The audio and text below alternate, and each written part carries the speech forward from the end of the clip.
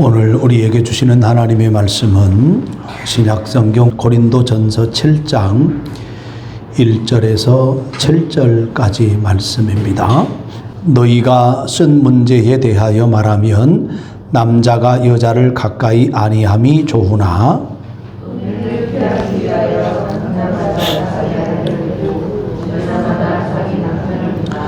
남편은 그 아내에 대한 의무를 다하고 아내도 그 남편에게 그렇게 할지라.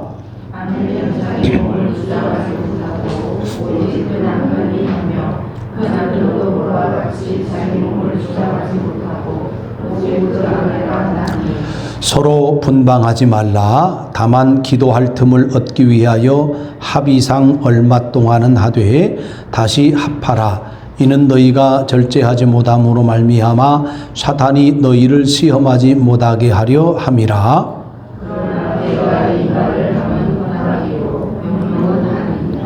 나는 모든 사람이 나와 같기를 원하노라.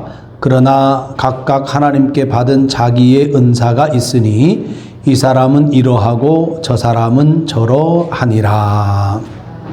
아멘. 지난주 말씀은 하나님께서 다시 살리실 우리 몸에 관심이 있다는 말씀을 좀 드렸었습니다.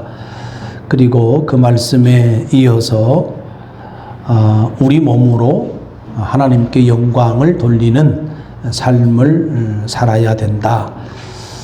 이런 말씀으로 함께 또 은혜를 나눴었습니다. 오늘 본문의 말씀은 이제 6장과는 좀 구별되는 말씀이 되어지는데요. 지금까지 사도 바울은 고린도 교회에서 들려오는 소문을 들은 것에 대해서 이제 권면의 말씀을 이렇게 글로써 썼습니다. 7장부터는 좀 약간 좀 다른 측면이 전개가 되어지는데요. 우리가 이전에 6장까지의 말씀을 보면 분쟁에 관한 문제, 그리고 교회 내의 음행에 관련된 부분, 덧붙여서 교회 내의 어떤 생활상의 갈등을 세상 법정에 고소하는 것에 대한 이 부분에 대한 사도 바울의 권면이 이제 6장까지의 말씀이었습니다.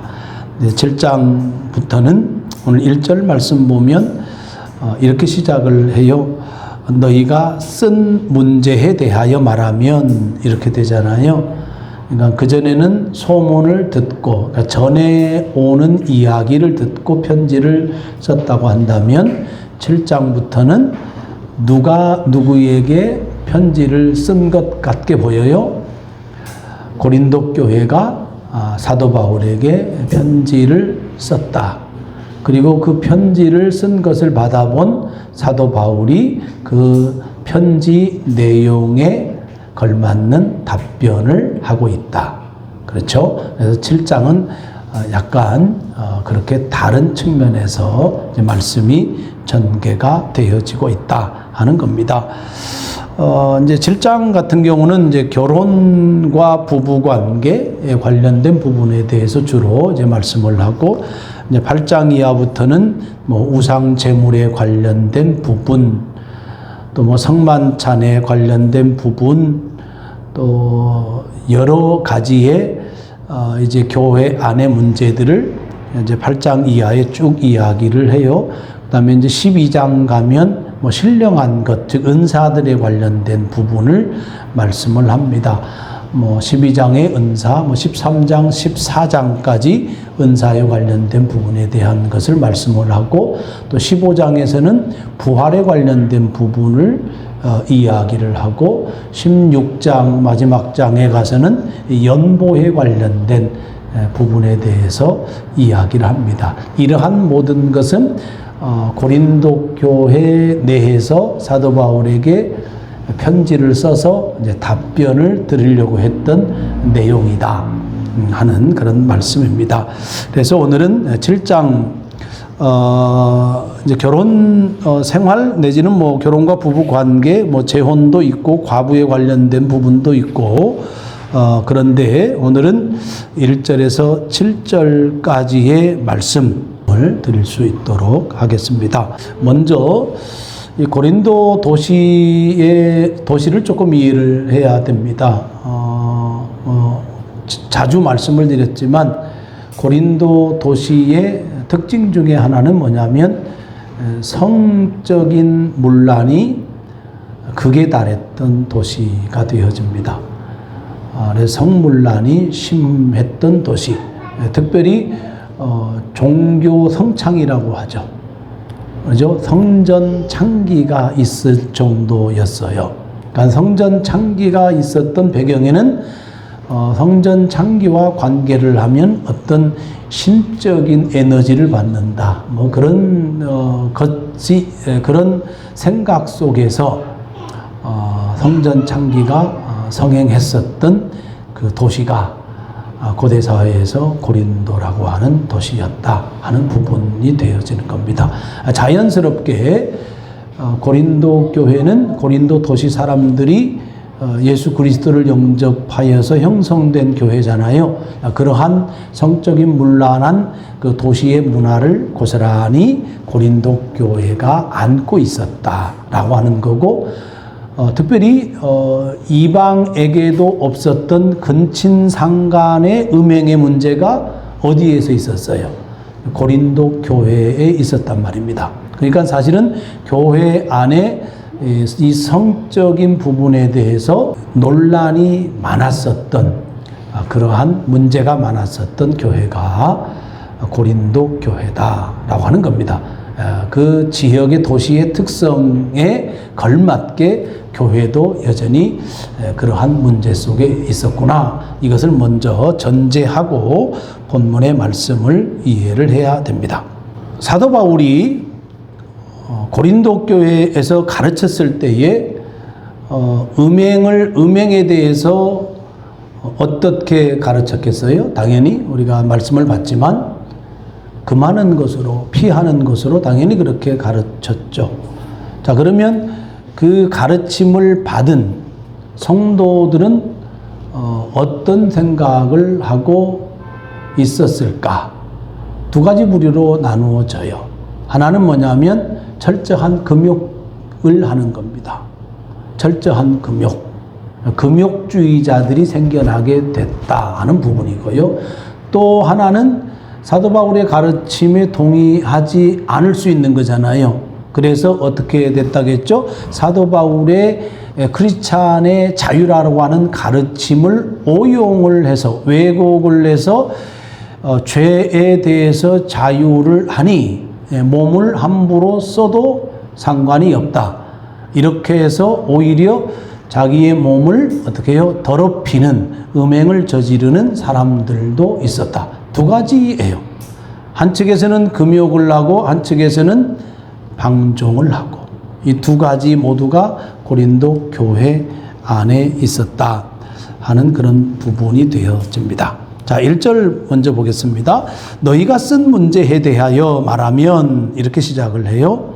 자, 남자가 여자를 가까이 아니함이 좋으나, 이렇게 사도 바울이 이야기를 합니다.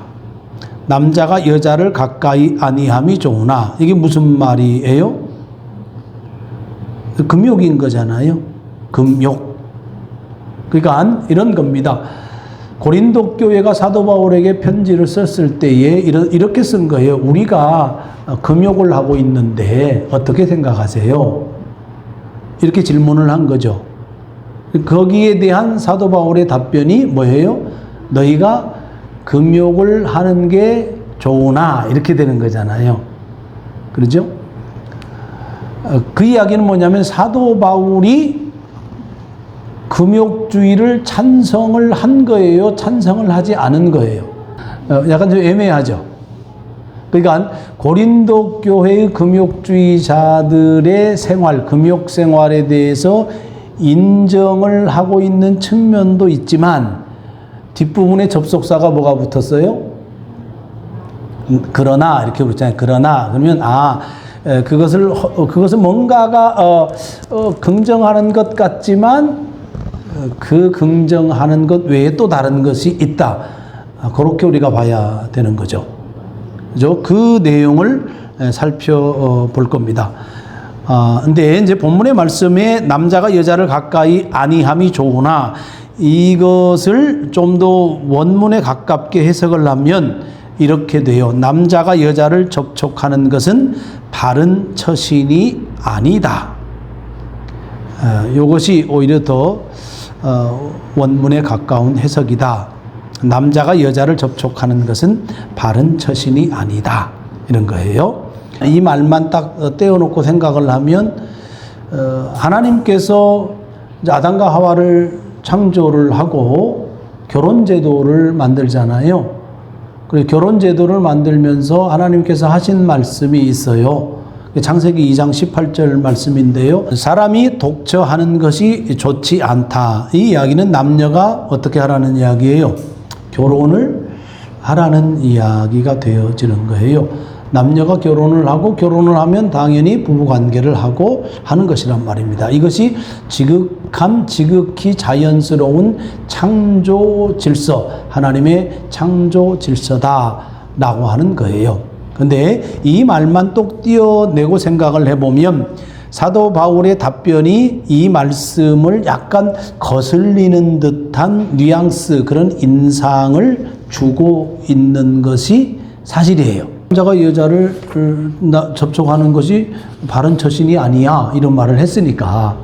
그러면 창세기 2장 18절과 약간 좀 이렇게, 그죠? 어긋나는 그런 말씀이 되어지는 거잖아요. 그런, 하나님의 창조 질서에 맞지 않는 말씀을 하는 것 같은 인상이 있다 하는 거고요. 두 번째로는 뭐냐면, 오해하기 쉬운 거죠.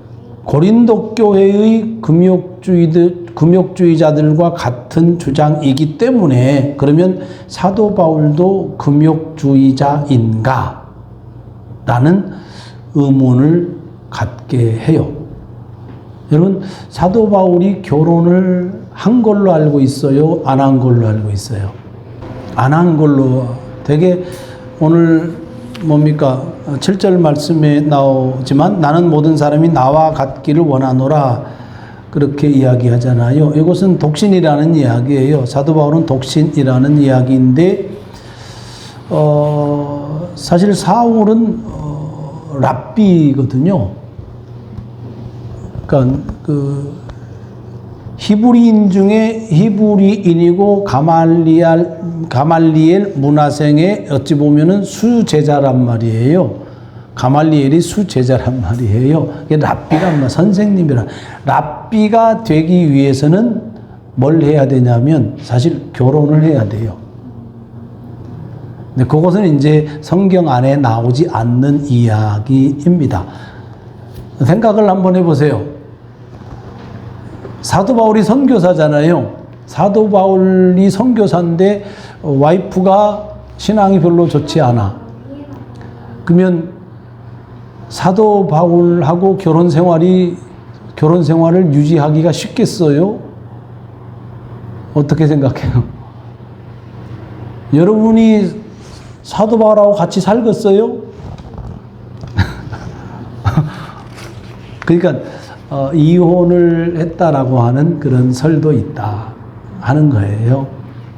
그래서 독신이 됐다. 원래 총각이었냐? 그럴 수도 있지만 이혼해서 독신으로 살고 있을 수 있다 하는 거예요. 뭐가 답인지는 성경에 나와 있지는 않아요. 그러나 그런 이야기가 존재한다는 거예요. 만약에 결혼을 하지 않는 독신이라고 하면 금욕주의자로 더 오해를 받을 가능성이 있겠죠. 그렇죠? 그러니까 두 가지예요. 하나는 뭐냐면 하나님의 말씀을 반하는 듯한 인상을 주는 것. 다른 하나는 금욕주의자인가? 라고 의문을 갖게 하는 것.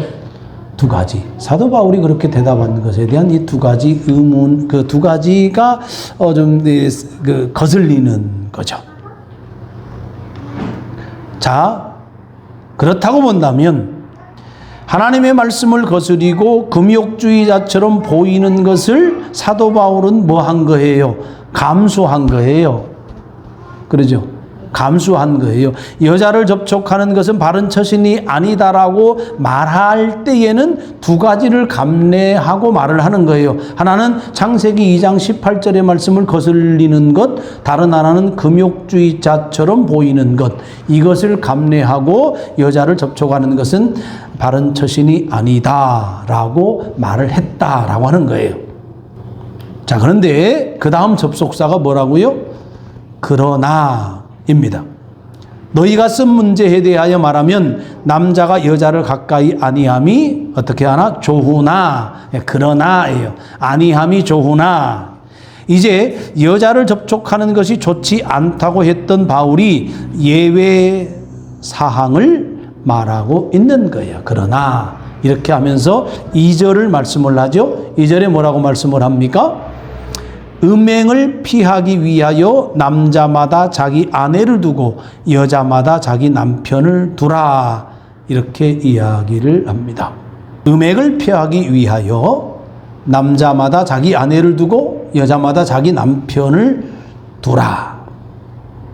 여자를 접촉하는 것은 바른 처신이 아니나 금욕하는 것은 뭐예요?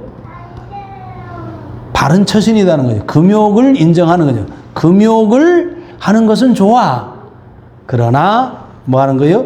음행을 피해야 된다 하는 전제가 있다 하는 겁니다.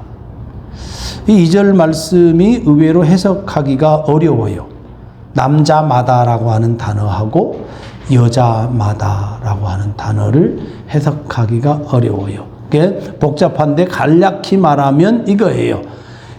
이 2절의 내용의 의미는 뭐냐면 결혼하지 않은 남녀는 뭘 하고 결혼을 하고 결혼한 남녀는 뭘 하고 지속적으로 부부관계를 해라. 그 의미가 있어요. 2절의 해석은 뭐예요? 결혼하지 않았니? 그러면 어떻게 하라고요? 결혼을 해. 결혼을 했니? 그러면 어떻게 하라고? 부부 생활을 하라는 이야기예요. 자, 그럼 왜? 무엇 때문에 그렇게 하라는 이야기예요? 그죠? 음행을 피하게 하기 위해서 그런 거예요. 두 가지 상황을 고려해 볼 수가 있는 거예요. 고린도 교회 분위기가 결혼을 허용하지 않고 독신을 강요하는 상황에 있다. 그죠? 그런 상황이 충분히 있을 수 있는 거죠. 그 결과 어떤 일이 일어날 수 있는가라고 하는 거예요. 결혼을 하지 않아요. 어떤 일이 일어날까요? 결혼을 하지 않으면 그 가능성이 열리는 거죠. 어떤 가능성이? 음행의 가능성이 열려 있는 거잖아요. 그러니까 교회가 독신을 강요해요. 강요. 스스로 은사가 아니고 독신을 강요해요. 그러면 뭐에 열려지는 거예요? 음행의 길이 열려지는 거예요. 그렇죠? 그것을 이야기하는 거예요.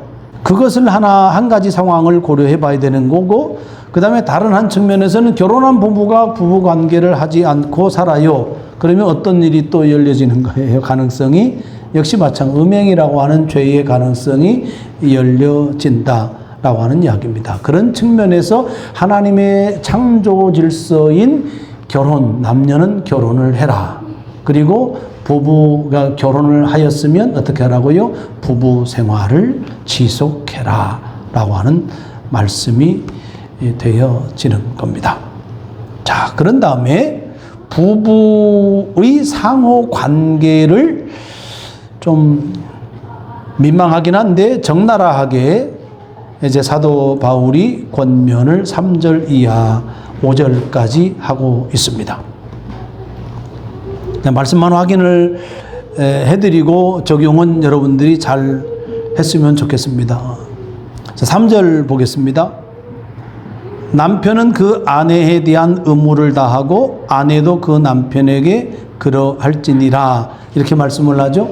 의무를 다하라. 부부는 뭘 해야 돼요? 의무를 다해야 돼요. 어떤 의무겠어요? 관계의 의무예요. 관계의 의무를 다해야 되는 거예요. 근데 중요한 포인트가 있어요. 고대 사회에서는요, 여자는 남자에 종속되는 관계예요. 그러니까 여자는 남자의 종속 관계이기 때문에 주종의 관계예요. 주인과 종의 관계 정도밖에 안 되는 거예요. 그러니까 남자 마음대로 할 수 있는 거잖아요. 남자 마음대로 할 수 있는 거예요. 그런데 본문의 말씀은 이 고대 사회 속에서 이 말씀을 하고 있다는 게 정말로 놀라운 거예요. 우리가 성경을 보게 되어지면 여성의 인권에 대해서 이야기하고 있다는 게 정말로 놀라운 거예요. 요즘 사회에서도 여성의 인권이 상당히 무시되고 그저 비하되고 그렇게 돼 있잖아요. 현대 사회임에도 불구하고. 근데 이 수천 년 전에 이 고대 사회 속에서 여성의 인권을 남성과 동등하게 표현하고 있다는 게 정말로 신기할 정도예요. 자, 먼저 누가 언급이 돼요? 남편은 그 아내에게. 우선이 되게 보면 아내가 남편에게 의무를 다하라. 이 말 먼저 나와야 되는 거 아니에요? 그렇죠? 아니, 이 말조차도 사용 안 해야 되는 거지. 고대 사회의 남녀 관계를 기본적으로 종속 관계로 이해를 한다면 아내가 남편에게 의무를 다하라. 이 말만 하면 되는 거잖아요. 그렇죠? 근데 뭐라고 나와 있어요? 남편은 그 아내에 대한 의무를 다하고 아내도 그 남편에게 그렇게 할지라. 이렇게 말씀을 하고 있다는 겁니다. 여러분, 남편과 아내가 동등한 위치에 있다는 것, 인격적으로 남녀는 뭐하다? 동등하다, 평등하다라고 하는 사실이에요. 이것을 우리가 잘 알아야 돼요. 어떤 사람은 여자를 그 남자의 갈빗대를 취해서 만들었다고 그저 이게 남자와 여자는 이렇게 차등이 있어야 된다 이렇게 주장하는 사람도 있거든요. 그 말도 안 되는 소리예요. 창세기 강의할 때 내가 말씀을 드리겠지만 중요한 건 남편과 아내는 남녀는 동등한 위치에 있다. 결혼 생활에서 성적인 부분이든 가정 생활이든 모든 관계에서 삶의 영역에서 남녀는 뭐하다는 거예요? 동등하다, 평등하다라고 하는 이야기예요. 그런데 에베소서에 보게 되어지면 그 뭐라고 이야기했어요? 가정에서 아내의 머리는 누구? 남편이라고 얘기했잖아요. 그걸 가지고 또 차등을 주장하는 사람이 있어요. 그건 말도 안 되는 거예요. 머리는 뭘 뜻하냐면요, 리더를 뜻하는 거예요. 리더. 우리가 흔히 가장이라고 하잖아요. 그런 의미가 있는 거예요. 리더십. 가정에서의 리더십의 중심이 누구에게 있을 때, 남편에게 있을 때 그 가정이 뭐하다는 거예요? 안정적이다는 이야기예요. 이것은 뭐가 그 작용이 되어졌냐면 사회마다 달라요. 중국만 가더라도 여성의 그 어떤 남성보다는 여성 중심의 사회예요. 중국만 해도. 가정에서 누가 힘이 세요? 여성이 힘이 세요. 그런데 가면은 이 성경을 어떻게 적용을 해야 돼요? 리더십이. 머리가 누가 되는 거예요? 여성이 되는 거잖아요. 거기에서는. 그렇죠? 근데 성경에서 언급되어진 이 도시 문화 속에서는 뭐예요? 남성 중심의 사회였어요. 그렇기 때문에 남성 중심의 리더십을 가정에서 인정해야 된다라고 하는 거예요. 그게 중요한 거예요. 사실은 우리나라는 어때요? 우리 사회는 어떻습니까? 남성 중심의 사회였잖아요. 우리나라도.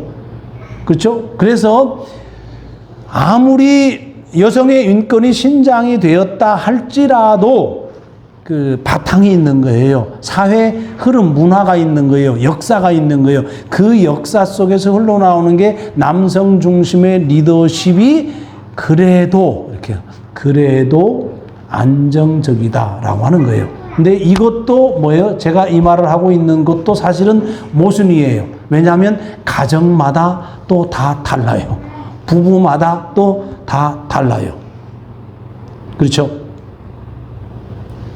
오해 없어야 돼요. 기본적으로 남편과 아내의 권리나 인격 이러한 부분들은 다 평등하고 동등하다. 그런 측면에서 서로 무엇을 다하라?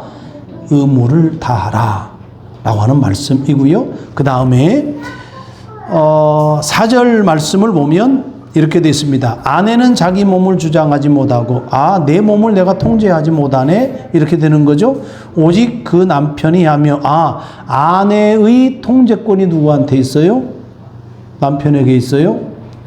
그다음에 남편도 그와 같이 자기 몸을 주장하지 못하고 오직 그 아내가 하나니 남편도 내 몸을 내가 통제하지 못하네. 누가 통제해요? 아내가 통제해요. 통제라고 하는 말은 뭐냐면 주관하다라고 하는 부분이에요. 주관한다는 거예요. 남편은 남편으로서 내 권리를 주장하는 것이 아니라 아내가 내 권리를 주장하는 거고, 아내 입장에서는 아내가 자기 주장하는 게 권리를 주장하는 게 아니고 남편이 권리를 주장하는 거예요. 서로의 권리 주장권이 누구에게 있는 거예요? 상대방에게 있는 거예요. 서로의 몸은 서로에게 통제권이 있다.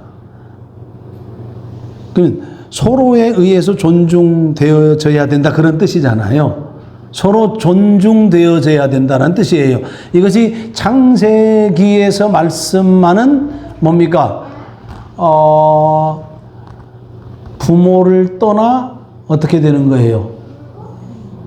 한 몸이 된다고 했잖아요. 한 몸. 내가 부모를 떠나 한 몸이 되어진다라고 했을 때 바로 여기에서 오늘 본문에서 말씀하는 서로의 주장할 권리를 서로 상대방에게 있다. 상호 존중 관계에 있다라고 하는 것, 그 의미예요. 부부는 뭐다? 한 몸이다라고 하는 거예요. 그런 측면에서 뭐가 없냐면 이혼이라고 하는 게 존재하지 않는 거예요. 원리적으로. 그런 거예요. 한 몸, 왜냐하면 이혼하게 되면 어떻게 되는 거죠?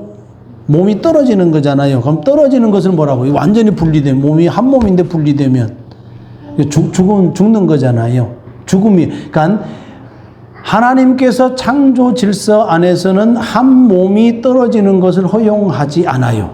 그런데 모세가 이혼 증서를 써서 보내라 이렇게 얘기를 했잖아요. 그 무엇과 관련되어진 거냐면 인권에 관련된 부분이에요. 인권에 관련된 부분은 뭐냐면 생명에 관련된 부분이에요. 힘 있는 사람이 힘 없는 사람의 생명을 해하려고 그래. 같이 살아야 돼요?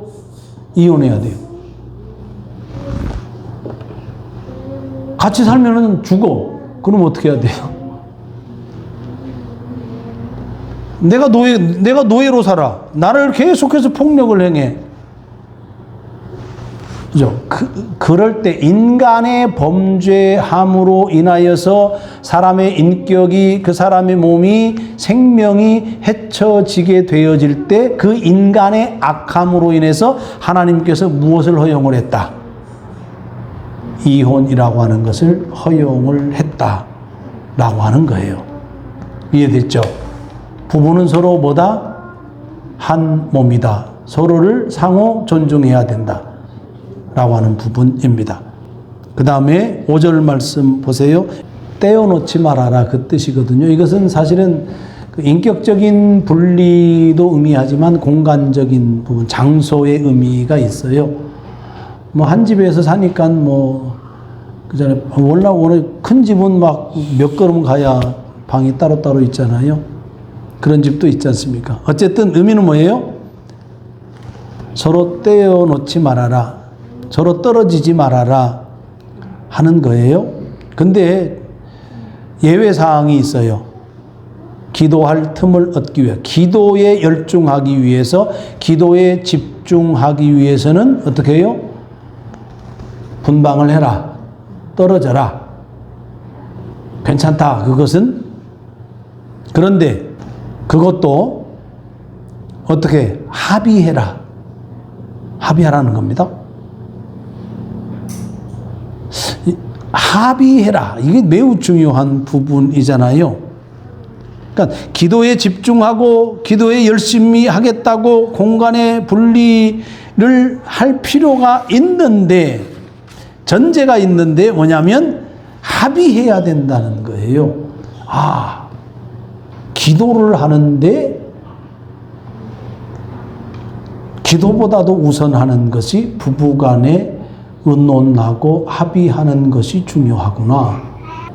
기억해야 될 매우 중요한 영성 중에 하나예요.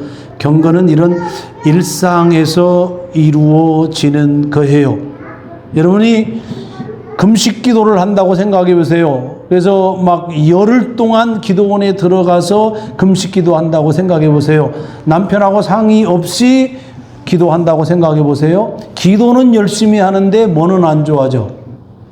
부부관계는 안 좋아져. 그러면 뭐가 무너져요? 일상이 무너져요. 관계가 깨어져요. 그러면 기도가 우선이에요? 일상의 삶이 우선이에요? 일상의 삶이 우선이라는 이야기예요. 중요한 거예요, 이거. 그래서 뭐 하라는 이야기예요? 합의해라. 의논해서 결정을 해라. 그 말인 거고, 그 다음에 기간도 특정이 되어 있어요. 얼마 동안은 하되, 이 얼마 기간, 시간, 이것도 뭐 하라는 이야기예요? 부부지간에 상의해서 결정을 해라 하는 겁니다. 그리고 그 약속한 시간을 분명히 지켜야 된다 하는 말씀이고, 그 다음에 마지막으로 하나 더 조건을 제시합니다. 다시 뭐 하라는 이야기예요? 합하라는 이야기입니다. 다시 합하라. 왜 그렇게 해야 되는가는 뒷부분에 나옵니다. 이는 너희가 절제 못함으로 말미암아 사탄이 너희를 시험하지 못하게 하려 함이라 하는 이야기입니다. 악한 영의 세력에 미혹될 수 있기 때문에 그렇다 하는 겁니다. 6절 7절 말씀하고 마칠 수 있도록 하겠습니다. 그러나 이렇게 합니다. 그러나 내가 이 말을 함은 허락이요 명령은 아니니라. 자, 이 말씀은 뭐예요? 지금까지 한 말이 하나님의 말씀이 아니다, 그 뜻이에요. 명령이 아니라라고 하는 이야기는 뭐냐면 하나님의 말씀이 아니라는 이야기예요. 그러니까 사도 바울이 생각했을 때, 사도 바울이 말씀의 전문가잖아요. 말씀의 전문가고 그 말씀을 해석을 하고 적용을 하게 되어지는데, 이건 하나님의 말씀에 원칙적으로는, 원론적으로는 없는 말씀이기는 해. 그러니까 하나님의 명령은 아니야. 그런데 상황적으로 이렇다라는 이야기예요. 그래서 허용하는 거다, 허락하는 거다, 허용하는 거다. 이것은 내가 너희에게 명령할, 하나님의 말씀으로 명령할 성격의 것이 아니라, 이것은 그래, 그렇게 하면 좋아, 이렇게 했으면 좋겠어, 이렇게 해서 허락하고 허용할 성격이다 라고 하는 거예요. 여자를 접촉하지 않는 것이 좋다는 것은 뭐 하는 거예요? 명령이 아니다는 이야기예요. 7절 말씀, 나는 모든 사람이 나와 같기를 원하노라. 아까 말씀을 했지만 사도 바울은 뭐라고 했습니까? 독신으로 살고 있는 거예요. 혼자 살고 있는 거예요. 결혼을 하지 않았던, 아니면 결혼 이후에 이혼을 했던 간에 지금은 사도 바울이 독신으로 살고 있는 거예요. 본인이 독신으로 살고 있는 것이 나는 좋아, 그런 거예요. 모든 사람이 나와 같으면 좋겠어. 근데 사도 바울은 왜 그랬겠어요? 왜 자기와 같았으면 좋겠어요? 아내의 가정에 구애받지 않고 뭘 할 수 있으니까, 그저 복음을 전할 수 있으니까. 그것 때문에, 사도 바울은 그것 때문에 그래요. 복음을 전하는 것이 우선이에요. 사도 바울은 가정이 우선이 아니고 복음을 전하는 것이 우선이에요. 그러니까 나와 같이 됐으면 좋겠어. 근데 이것도 강제사항이 아니죠. 그러면서 하는 말이 뭡니까?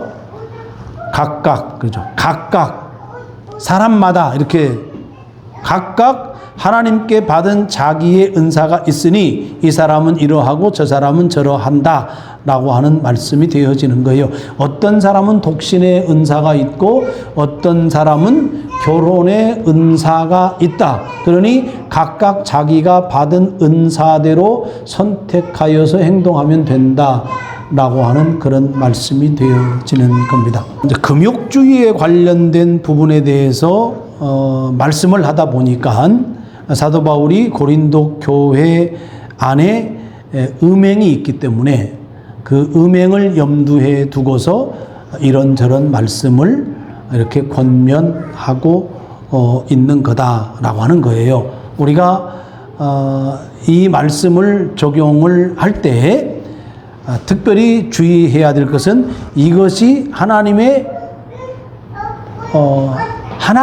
직접적으로 하신 하나님의 말씀이 아니다라고 하는 사실.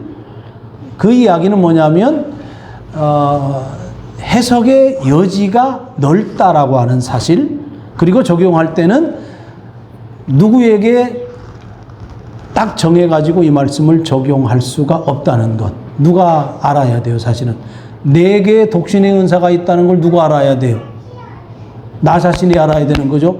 내게 결혼의 은사가 있다는 것을 누가 알아야 돼요? 나 자신이 알아야 되는 거예요. 그래서 여러분들에게 주어진 은사가 무엇인지 그것을 확인하고 그 주어진 은사를 활용하여서 하나님께서 이끄시는 그 복음에 합당한 삶을 살아야 된다라고 하는 말씀이고, 그 어떠한 경우에도 뭡니까? 부부 관계의 소중함, 결혼 생활의 그 소중함에 대해서 잊지 않고 그것을 지키는 것, 그것이 신앙과 경건이다라고 하는 말씀을 사도 바울을 통해서 우리가 들었습니다. 저렇게 말씀으로 여러분 가정에 또 결혼 생활에 부부 생활에 잘 적용할 수 있기를 주의 이름으로 축복합니다. 기도하겠습니다. 하나님 아버지,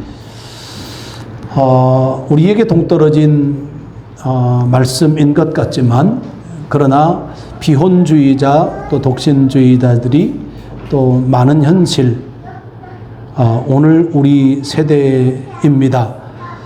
우리가 사회를 잘 분별하고 세상을 잘 분별하고 하나님의 창조 질서의 원리에 따라서 또 가정을 이루고 또 그 가정을 이루어서 또 결혼 생활, 부부 생활, 가정 생활 잘 아름답게 가꾸어 가는 것, 그것이 올바른 신앙임을 기억하고 또 적용하게 살아갈 수 있는 저희들 되게 하여 주옵소서.